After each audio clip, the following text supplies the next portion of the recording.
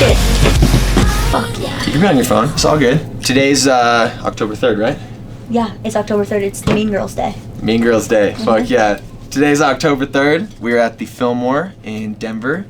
I'm tattooing the first painful interview with Royal and the Serpent. How you doing? I'm doing good. How are you? I'm great. Is this your first tattoo? Yep. Sweet. Yeah, I've never gotten tattooed before in my life. Are you nervous? I'm super nervous. Does it hurt? It sometimes pinches a little. You'll see. Does it? You'll see here shortly. Oh my gosh. Okay. What are we tattooing? We are tattooing the title of my next song release, and it is called Love Abuser. Hell yeah. Tell me about the song.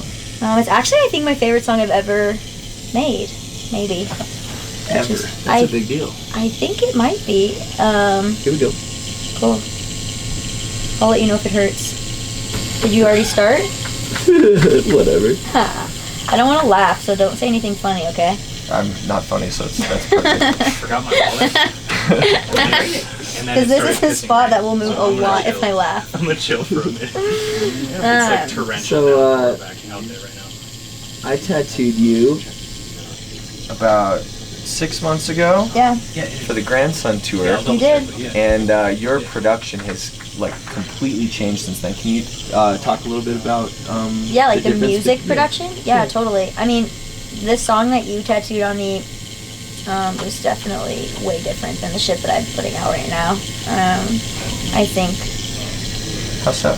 Well, sonically, the last song was mostly acoustic almost the whole way through. But the stuff I'm putting out now is pretty much rock, which makes me really happy. fucking heavy. You really slay the The electric shit. It's really cool. Thanks, man. I'm pretty stoked. This project's, I don't know, I think it's cool. I like it, and I find that I don't typically like my own music, so it's cool to like something that I made. That's such an interesting relationship. I I know. kind of look at songs like kids. It's like Yeah. you kind of have to love them, but it's like it's also you don't it's like a love hate Uh-huh. or some shit. Like they annoy the shit out of you sometimes. You listen to it way too many times. Way too many times, and then You you know. hate it. How old were you when you wrote your first song? I think I was like 13 or 14. I wrote it about a boy Of course. that I had a crush on. Oh, it was a love song. Yeah, it sure was. Do you remember what it was called? I don't, but I remember how it goes. I remember part of it. Sing it. Let's go. He knows the words that I never speak. Looking in his eyes and I become weak, even though it's just begun. I'm sorry if I'm coming off too strong. I think I've known it all along. Known that you're the one. Yeah, My God. I know. I thought this was just going to be an interview, but we're going full performance right now. Oh, yeah. Bring it back. Sample it, work it into a Bring song. it back. Yeah. You won't. Imagine, like, being 14 and being like, you're the one. Every 14-year-old. What the fuck is that? What was the boy like? He was Greek, and he played soccer, Okay. and I thought he was cute. All He had right. green eyes. All right, let's start getting into some deep questions. Okay. What's your favorite flavor of ice cream? Oh my god, that's so hard. So like classic flavors that you can kind of find everywhere, it's probably a toss-up between coffee and mint chocolate chip. However, I will say that there's this one ice cream shop in Los Angeles called Van Leeuwen that has this honeycomb peanut butter brownie situation that is just unbelievable. Honeycomb's fucked up. It's so good. It's so good. Yeah. Man, and mint can never go wrong there. No, of and course. coffee is so good. Yeah, coffee's great. Just because Sometimes if you have ice cream that's like too sweet, it's like you can only have a couple bites. But what about with like childhood cartoons and shit like that? Did you have a favorite cartoon growing up? A favorite? Yeah. I liked Rugrats a lot. Ooh. And Rocket Power. It had rocket power. Rocket Power fucks. My friends and I all did that woogity handshake for so long. Yeah. Man, I was So a big cool. Scooby-Doo fan, Really? and I love but Scooby-Doo. Rocket Power was a classic. Yeah. I feel like it was really hard to cool. find. It like wasn't on very often, Right. but it made it that much cooler. And I wanted to be a skateboarder so bad. Yeah. Me too. I had a Kermit the Frog skateboard, and I used to go to the skate park and like hang with the boys. Wow. my You just keep getting cooler. I just saw you play drums on stage, and I didn't think you could get even cooler. I didn't play drums. I don't know what you're talking about. Oh, sorry. Is this a secret? Is this hush hush? No. I'm just kidding. Was that your first time breaking a stick? Yeah. Wow. I broke my first string on the guitar too in rehearsals, and I was really proud of myself. Today? No, like a couple weeks ago when we were rehearsing. Oh, I've never broken a string I before. was gonna say maybe Denver's like bad luck or good luck. Good luck. No, it's good. Super punk. When they say break a leg, they mean break a stick. Yeah, and a string. Exactly. Fuck yeah. What was your first memory of music? I think experiencing music. Or whatever. Or like making music. I think more experience. When I was in kindergarten, here we go. I had a crush on a boy. And I remember my mom played me this, I love you, baby. And then we were in the car. I was telling my mom, I have a crush on this boy named Steven. And she was like, all right, babe, we're going to sing this song, and I'm going to tell you when you're going to say his name. And then we used to sing and scream at the top of our lungs, I love you, Steven, and it was quite alright. And that was like the first song I remember like knowing and hearing. You're so cute. Have you always been a hopeless romantic? I literally, yes, it's a fucking... Well, I mean, look at the tattoo I'm getting. It says love abuser. Fucking true. Bring it back full circle. It's always about a fucking boy. Why can't I just be gay, man? It'd still be love. It'd still be love abuser. Yeah. And what about like, so I don't know if you think back to that, those first musical experiences, but do you ever find when you're writing music that you reference like early memories of music or early songs that you remember hearing? I mean, I'm sure the influence is in there. More subconscious? I'm sure it's subconscious. Yeah. I don't know. I mean, I feel like music has always just sort of been a part of me too. My pop-up was a really sick musician. He like played the drums and the vibes and the piano and the violin. And he was so sick. And he didn't pass any of it down to my mom, but I think I got some of it, hopefully. Man, how cool to be raised in such a musical house, though. What was he listening to? Like big band stuff. Like old, like classic, like shit from the 20s. Yeah.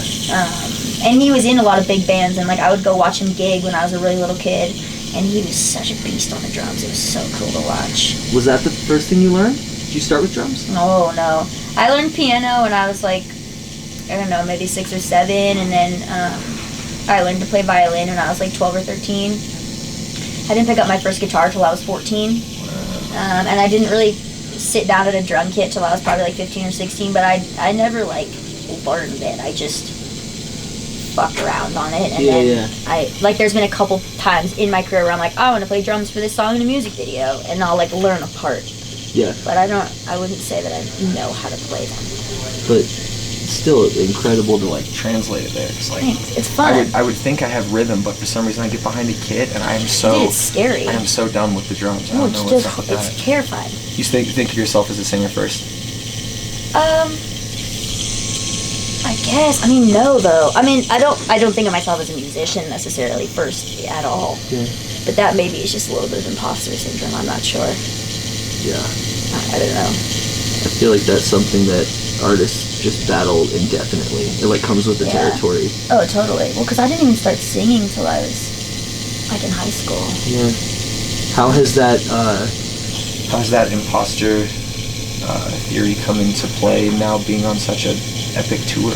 It's actually really weird because, and Clint's even like got this on camera a few nights, but I'll like get off stage and after just playing for these like rooms full of people, I get off and like the only thought I have is like, wow, I'm not good enough. Or like, wow, I'm not made for this. Or like, whatever. And it's like, look at where I'm at. Yeah. You know? Imagine your childhood self, like, right. watching you now, like, you'd be so crazy. proud. I mean, and I think it's alright to feel that shit too, you know? And I think it's just a matter of like, maybe talking about it, saying it out loud, and getting through it. But then I get to go out and sing a song with Demi, and all of that goes away. And it's like, I feel on top of the world. You know, there's nothing like that. Has your relationship with any other musicians helped you through that imposter syndrome? Because a lot of musicians sure, go through I that. think it's it's something that a lot of us can connect over. I think a lot of people feel that way. Not even just musicians, you know? Lots of art. I mean, even you, Clint. We talked about this the first night of tour. You were saying you were feeling that on the last tour. And it's like, sometimes I think we do these great things, and it's just hard to believe because of maybe where we started or where we came from, but we're here. I mean, do you ever feel like that? Always. Right. Always. Yeah. And I think when you're a small musician, you kind of expect that at some point you'll pass some magical barrier, and all of a sudden that goes away. And I feel like the more musicians I've met and talked with, you realize that that's just life, and like it's not like I'm gonna be happier once I get to this point, or once I get to this level of success, or once I live here, or whatever it is. It's like happiness is an internal battle, not an external battle. Exactly. I feel like you touch on a lot of that stuff in your music. Like I was just gonna say your music is really self-aware. Thank you. The project that I've been like dropping while I've been on this tour is called Happiness is an Inside Job, and it's literally about creating your own happiness. Because I think a lot of the music that I put out previously was pretty heavy on depression and anxiety and mental health struggles. And there was like a point when I just got so fed up with being miserable all the time, and I realized that I kept sort of perpetuating the cycle of misery by writing about it and singing about it over and over and over again, like getting up on these stages and talking about how I don't belong and how I'm depressed and how I'm anxious. And I was like, dude, our words are so powerful. What am I doing? Like, it's time for me to take my power back and fucking write some shit that's gonna make me feel good and strong and happy. I'm proud of you. Thank you. I don't mean that in a demeaning way. That's such a cool growth moment for a musician to have. You know, did you think that consciously going into the new music? You're like, okay, before you ever wrote anything, it's not just like you naturally, when you're writing lyrics, that's what came out. Well, yeah, I felt like I needed to break the cycle. You know, it wasn't coming out naturally. I was like forcing myself into it. You know, I wasn't feeling happy when I was writing a lot of these songs. I just was really exhausted of feeling sad all the time.